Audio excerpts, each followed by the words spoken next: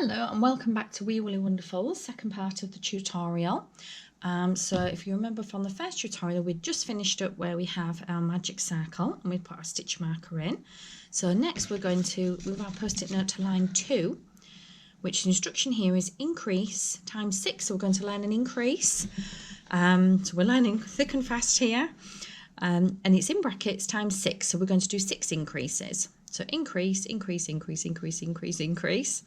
And then we'll end up with 12 stitches at the end of our round. So we're going to do the double crochet again, which we learned in the last lesson.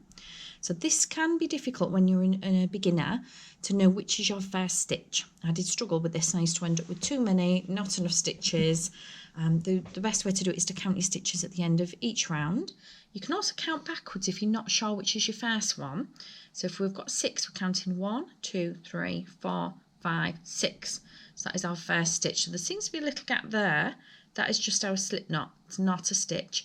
If you're working that by mistake, you'll just end up with a few too many stitches. Not the end of the world, but it's easier just to count backward until you get used to it.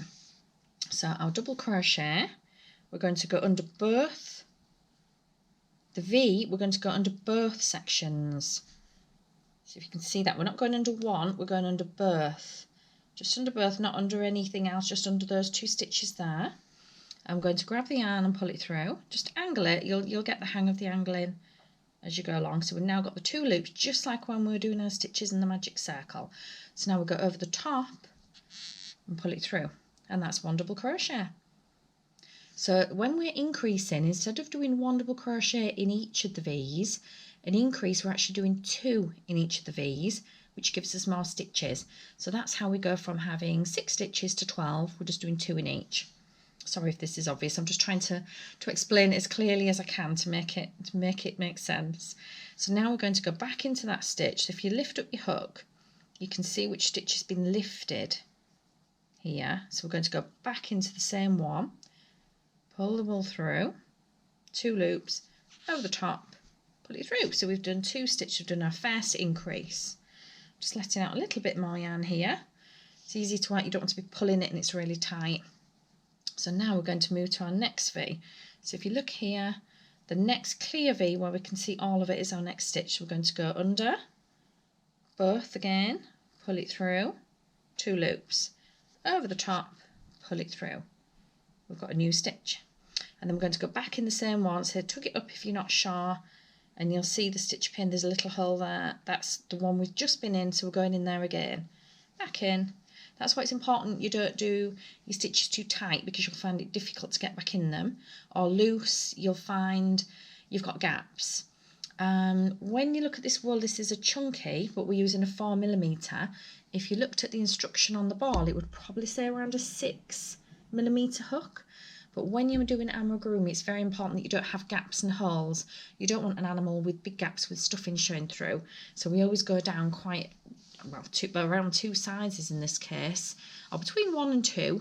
But I always obviously try a different one to see which works the best, so you don't have to do that. But we go down sizes simply to make sure it's not gappy. Right, so we're going to our next V, which is the next clear V. We're not going to go back at this one. Where it lifts up is obviously our old stitch we've worked in. So we're going to go back in, pull it through, and then over the top, pull it through. Underneath, pull it through, over the top, pull it through. So think of it as under and over, and you're pulling the wool through each time. So we've done 2 in that stitch, so we're going to go for the next one. Pull through, over the top, pull through, and then we're going to go back in, lift it up again. You can see that hole appearing where we've already worked, so back in there, under, over. Trying to do it close up so you can see. I'm trying to do it a bit closer. Under both, pull through, 2 loops, over the top, pull through, and then we're going to go back in the same stitch again, pull through. So now we've got 1 left to work. This is the one with our hook in and our stitch marker in. If you find it easier, you can take that off. I find it okay just working it with that in, but take it off if you're struggling to get in. So we're going in there, round and over, in again and over. Now what you must remember to do at the end of every single round, as soon as you've finished it, is unclip and clip your stitch marker. can use your little giraffe one if you want. That just has a little lobster clasp that you fasten on. So now if we want to check our stitches, we can count them. 1, 2, 3, 4, 5, 6, 7, 8, 9, 10, 11, 12. We're not going to count that one. As you can see, that's the one we've worked in, so that's our first one. So we've got 12 stitches, which according to our pattern is correct. If you end up with one short, you could always just do go back into the stitch you've been in, do another one. Doesn't matter terribly with amigurumi with a toy. If you're doing a complicated blanket with a certain pattern, then it would matter, you would have to correct it. But with these type of toys, that doesn't really matter too much. You could just do an extra stitch. So next we're going to go on to line 3. I'm going to show you how to do this a little bit more, and then you should be able to continue following the pattern for a little bit longer. I'm not going to show you the entire pattern because it would probably be about 8 hours of videos, which I'm sure you probably don't want to sit through. Once you've actually learned a particular part, I will leave you to carry on with the pattern in your own time, and then join it again when we get to a new part. I'm going to be doing the body, the head, I'm going to make one of the legs, and I'm also going to show you how to make an ear, one of the ossicones on the top of his head, and one of the spots. So you're seeing all the different parts and the tail, and then show you putting it all together. So line 3, we're going to do a double crochet and an increase, and then we're going to repeat that instruction 6 times. So I'll show you exactly what that means. In our first stitch, we're going to do a double crochet, so under, over, so that's our double crochet. So our next instruction was an increase. The next stitch along, we're going to work 2 double crochets in, under, over, under, over. So we've done 2. So then we repeat, excuse me, repeating the instruction in the bracket, so double crochet, increase again, under, over, and then an increase in the next stitch. So 1, 2. So we're just going to carry on repeating that all the way around, and this means that our circle is getting bigger and bigger and bigger. So a double crochet and then an increase in the next stitch. Sorry if I'm going a little bit quick, you may need to pause it, but you've seen the stitches close up, so hopefully we're getting the hang of them now. I tend to hold my wool here just to keep it taut. You can hold it in all different ways, but twirling it through my fingers and just keeping a grip just keeps it quite taut. You feel like all fingers and thumbs, you won't have enough fingers to hold things to start with, but with practice you will just get better at that. Don't worry to start with. So increase, so then we're going to do double crochet again,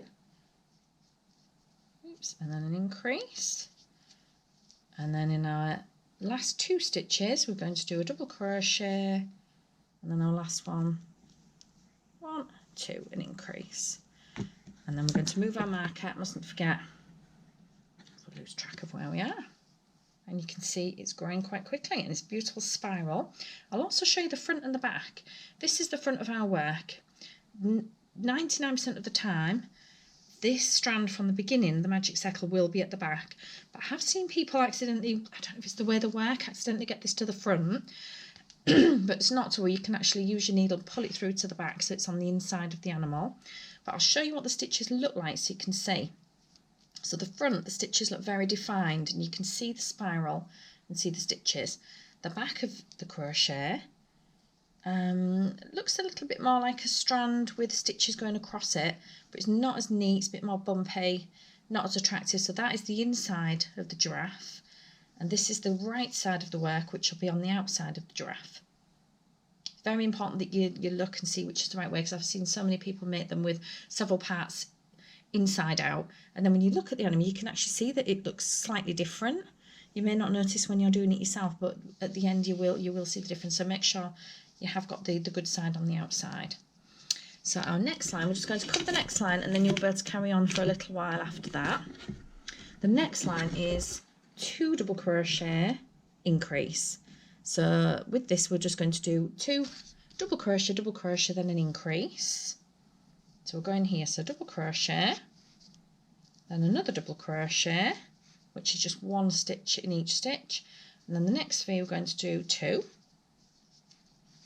I sometimes find it easy to count in sets of 4 with this, because we're doing 1, 2, 3, 4. We're doing 1, 2, and then we're doing 2 in the next one, so it's 3, 4, and then we're starting again, and we've got our little set of 4 stitches, which obviously we're going to be repeating 6 times. So 1, 2, and then 2 in the next one, and we're repeating that all the way around. So 1, 2, and then 2 in the next one, 3, 4, and we're just going to carry on with that right to the end. So just follow it through. 4, and then the last set, oops, is 1. Split the wool there, so I'm just going to pull back out. If you go wrong, you can actually just take your hook out and do that and pull it out. It's not like knitting where if you drop your stitches, you're in a bit of a pickle, it's very hard to pick them up. You can just pull back a few stitches back to your ring, to your stitch marker if you've done the round wrong. It's quite easy to do, easy to correct.